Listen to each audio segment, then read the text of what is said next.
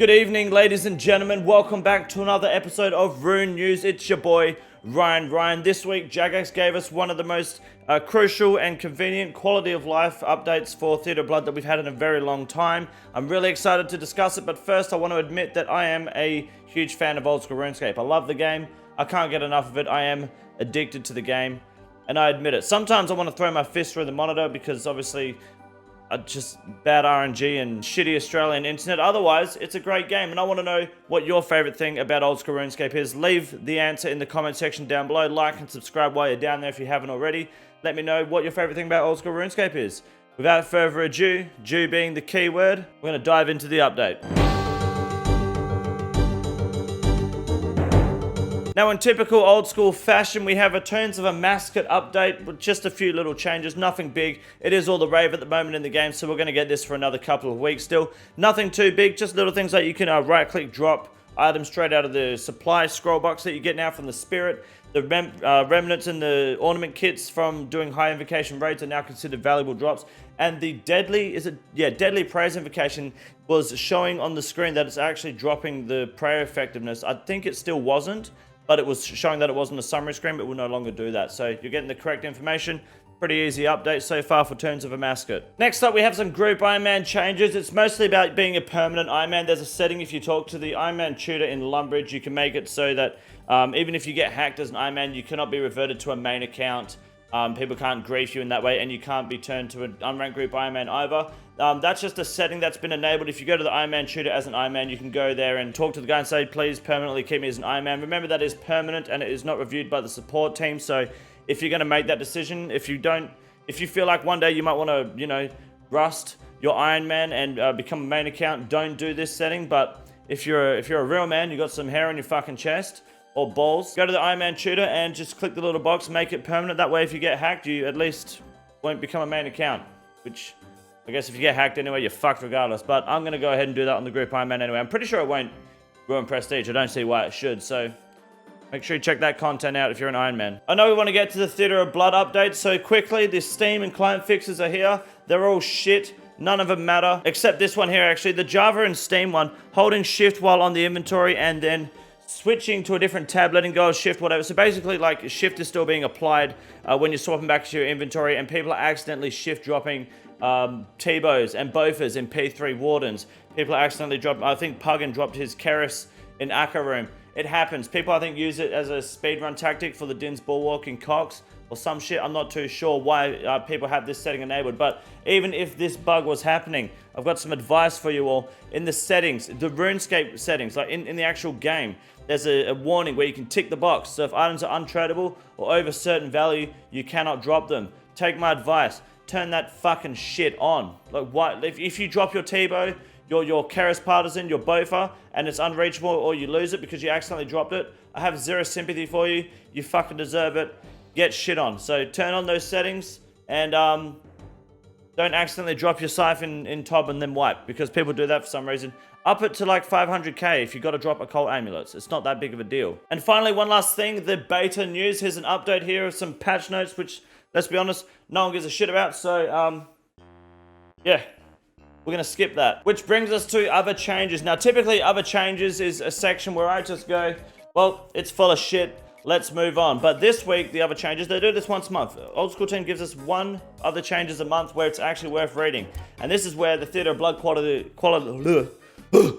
of life comes in to being the greatest update we've had in almost a year now with Theatre of Blood. And that is, salve amulets now have a make all dialogue when stringing them, just like other amulets. Not only that, guys, but players crafting or cutting the salve shards from inside the dungeon, you don't have to spam click the fucking rocks anymore. You just left click it, sit back, arms up, and wait for the magic to happen, which makes Theatre of Blood that much better because it's a pain in the fucking ass doing. Having a make all option is fucking juicy. So, yep. If I hyped it up for you, then get fucking shit on, hit the like button, shut the fuck up, and listen to what I have to say about RuneScape 3. Welcome to the RuneScape 3 segment of RuneNews. For those who have not been here before, allow me to introduce myself. My name is Ryan. This is RuneScape 3. Fun fact about the game, it's fucking dog shit. Good evening. evening, ladies and gentlemen. My name is Wade Green, and welcome to the Grand Exchange update for this week in RuneNews. And for this week's update, we have the biggest rise as the Nightmare stuff, and it's fucking skyrocketing up to the top here. Now, you're going to wonder why, because the Nightmare items have been dropping. Not today. I recommend everyone go farm the Nightmare, and for Sani Nightmare, prices are going to be bouncing back. The TOA hype is dropping, which means everything else in the game is going to start rising up again. We're going to expect Inquisitors to gain a bit of its wealth back, the Harmonized Orb, the Nightmare Staff, Theater of Blood, Chambers of Xeric. It's all going to come rolling back. Not only is that a good reason for this high rise, because it is a pretty big hike, it's also the 4 rune item slot for the rune pouch. You know how you can have 4 runes now? It kind of throws the Condor wand out of control, because the Condor wand only has one good thing now, which is, well, the magic bonus, which this also offers for the damage, but also the Condor wand has a 15% chance to not use runes when casting a spell. Thing is, no one gives a fuck about that. So the Nightmare Staff with the Eldritch Orb is your go-to Theater of Blood weapon, and they're relatively the same price as the Condor wand. So Nightmare Staff, fucking send it. It's going to keep going up. Hit up for Sani, but don't hit it too hard because I want to make some money myself. Now for the biggest loss, we have the Crystal Armor Seed. This is just a standard transaction fee. This happens every so often. It swings and roundabouts. It rose up here for, it rose up here for TOA. What's that? Fuck me. 13 mil for an Armor Seed? Yeah, okay, no shit. This is just it rebalancing itself back out, because obviously Crystal Armor is best in slot for range defense until Missouri came along when you're ranging shit. So unless you're using a T-bow, which most people are now, you're not really going to need crystal armor anymore. So that's pretty much why it's dropping, but it's going to balance out. It'll probably come back up and sitting around the 8 to 9 mil mark. But until that happens, who knows? And then our most traded item this week is the Chaos Rune, absolutely getting blasted through the Grand Exchange. Only 75 GP per rune. That is dirt cheap. I honestly thought they were over 100 GPs. That's fucking nuts. You could tell I've been playing an Iron Man for the past fucking year. I had no idea they were this cheap. That is insane. So, yeah, I mean, Tunic and Shadow, what do you expect? And then, of course, the Mole Slippers, they're hanging around the similar price mark to last week. They did actually rise from here, and then they sprung up to about 350k. Now, Mole Slippers will continue to rise. They should hit about 1 mil by the end of next year. Mark my fucking words, as long as you guys are pulling your weight. If you buy a pair of Mole Slippers, tell the cunt next year to buy a pair as well. They will buy the pair of Mole Slippers. Yours go up in value. Mine go up in value. Yes, it's a Ponzi scheme. Yes, it's legal because it's in-game. Don't tell Jagex. Don't tell Modash. You don't know my username anyway, so fuck you. You can't ban me. So the point is, by the end of next year, you should be able to make a triple investment on Mole Slippers. It's a long-term con, and it's a long-term scheme. But it will make you a long-term money. Yeah. That was English. And finally, RuneScape girlfriends are slowly making a comeback. This is just a rebalance from the TOA. I did say when the hype dies down, everything's going to come back up. It's just amazing how many fucking times your boy here is right on this channel about this game. The amount of things that we spit out here. Facts about Twitch and YouTube. Facts about the Steam client and RuneLite. Everything we say comes to light. And it still fucking amazes you people every time. Like, wow, I can't believe you were right. Oh my god. No fucking shit, dickhead. Always right, never wrong, and I got a big dick. My name is Wade Green, boys, and I approve this message. Now fuck off.